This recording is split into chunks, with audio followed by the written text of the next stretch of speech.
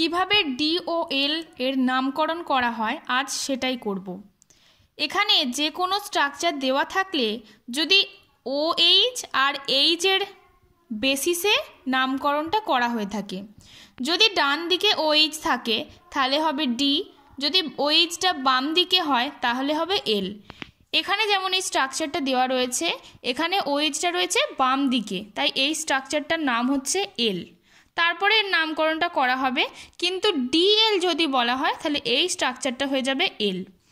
আবার এটা NH2 দিয়েও করা হয়, যদি NH2 ডান দিকে থাকলে তাহলে হবে কি ডি, ডান দিকে হলে হবে ডি, আর NH2 বাম দিকে হলে হবে এল। একইভাবে যদি এই স্ট্রাকচারটা করা যায় COOH H CH2 CH2 COOH, আর এখানে রয়েছে NH2, বা এটা যদি এখানে হাইড্রোজেন থাকে এটা NH2 করে দিই, তাহলে এক্ষেত্রেও NH2টা রয়েছে ডান দিকে, তাহলে এটা কি হয়ে যাবে ডি। তো ডিএল নামকরণ এইভাবে করতে হয়, OH আর NH2। যদি OH না থাকে NH2 থাকে তার বেসিসেই করা হবে, সেটা ডান দিকে রয়েছে না বাঁ দিকে রয়েছে।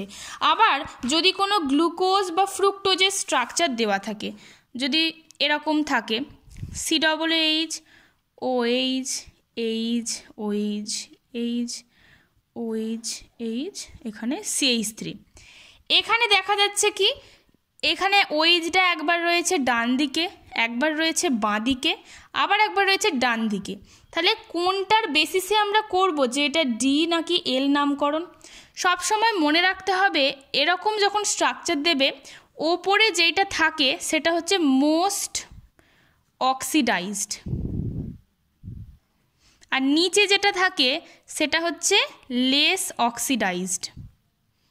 এবার যেটা লেস অক্সিডাইজড হবে তার একদম ওপরেরটা, মানে এই যে এই স্ট্রাকচারটা, এখানে যেটা থাকবে তার বেসিসে আমরা ডি আর এল এর নামকরণ করব।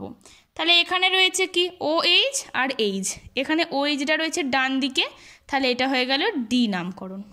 এইভাবে করা হয়ে থাকে ডি আর এল নামকরণ।